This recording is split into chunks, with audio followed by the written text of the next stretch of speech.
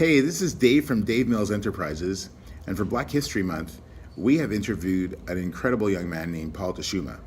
And so today is the first of two video segments with Paul, and I'm sure you're going to enjoy it. So sit back and enjoy listening to this incredible young man. Yeah. Okay.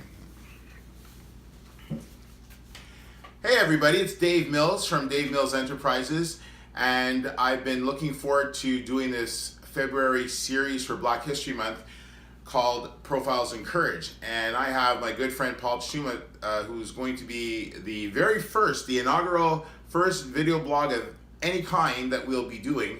And I thought it would be great to have him and take a few minutes just to talk with him about his life and who he is. And I think it will be pretty cool to hear a little bit about this great man. So just say hi and then we'll get rolling. Hi everybody, and my name is Paul Tshuma, and I want to thank Dave for inviting me to come and share with you my life story and how him and I met. You know, it's so funny, but anyway, maybe you're gonna hear about this in this video. And yeah, I'm really honored. I believe and I pray that my life story will bring a life change in you and will help you see things in a different way. Cool, very cool. Just also going to say that in the blog, I'm also going to drop some of his links to some of the things that he's done, because he's just a sharp guy, really, really sharp. I like to tease him and bug him as much as I can, but he's a great guy. So a couple of things that cross my mind, like what drives you, like what makes you tick? What really drives me a lot is, first of all, it's my faith in God that I want to share with people, because if I didn't have God in my life, I wouldn't be able to face every day's challenges.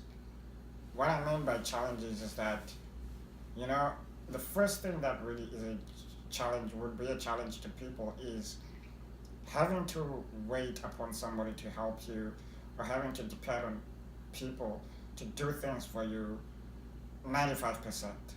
That's a big challenge, because things are never done the same way. But when you have Christ, He is your strength. And that's what really drives me every day. And knowing what my purpose is here on earth really drives me and gives me a lot of courage and inspiration to move on with life. I'm going to ask you some follow-ups to that in a minute, but how do you get to Montreal? Well, I came to Montreal with my family, my mother and my brother Gift, whom probably in the links that Dave is going to put, you're going to see some video clips of him and I doing some music performances here and there. But anyway, yeah, we moved to Montreal in 2001 with my mother and my brother. The reason being that in Africa, where Zimbabwe come from at that time, even now, for people such as myself, it's not easy to live life unless you have a full family support, and you can never be able to live a free life where you're independent. So my mom thought about it that, like, what if it comes a time whereby I have to die? What's going to happen to these two boys that are fully dependent on people? I don't want to leave them in the hands of people that won't be able to take care of them. I want them to be able to be in a place where they can take care of themselves. Wow. How did we meet? You better tell the story, because if I tell the story, I'm going to exaggerate and make it seem like it was the worst thing in my life. So I'm going to let you tell. Yes, it's a good thing you're letting me letting me tell the story, because I know you would butcher the story. Anyway, it happened in I think it was a year after 2002. We were looking for a church. We're still finding our ways, looking for a church to go to in Montreal. And God is good, because like at that time we didn't have adopted transport services yet, but it happened that in 2002 we were approved to use the adopted transport in Montreal. So it's so funny how we met, because You had an outreach at your house for the youth, and I don't know who I had met at that time. And then when I heard about the outreach, I came to your house, and there was like tons of youth people like you're doing an outreach barbecue, and that's when you and I met. And then I started coming to shaking the house with adapted transport at Evangel, and then from there my mom and Gift came to church one Sunday, and that everything just unfolded from there, from the youth gathering, and you got to know me a little bit more and my brother. And then whenever there was a youth convention, actually you got me to have an experience of going to a youth convention in my life.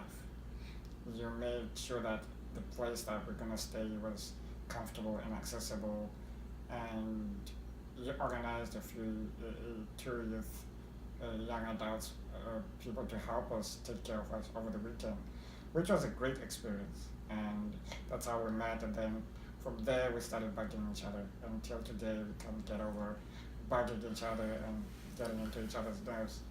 I just want to say that normally Gift, his brother, is the other brother, and he's the worst brother. And today I'm going to keep it that way just because Paul's with me. But if I were like talking to any of you alone or like somewhere away from Paul, yeah. But anyway, I'll stop right now. I'm going to be nice. So you come to Montreal, and I guess one of the questions that comes to mind, do you feel that you're living a full life now, or do you ever wish sometimes that things were different? Or like, how does your brain work with thinking about where you are now and where you think you could have been? Does it really matter, or are you content with where you are?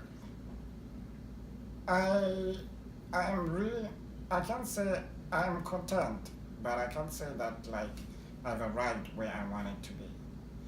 But the way I've taken life is that every little thing or every move that I make, it's one step further. And actually, being here was the best decision ever, because I wouldn't have been able, like as we're speaking today, we're shooting this video in my own apartment. Whereas in Zimbabwe, I wouldn't have had this opportunity to live independently on my own and get full 24-hour services in this building. And which is, especially here in Canada, it's one of the amazing things that I've really appreciated. Yes, I may not have everything that I've always dreamed of, but it's okay, because the most important things that I wanted to do, I've been able to achieve.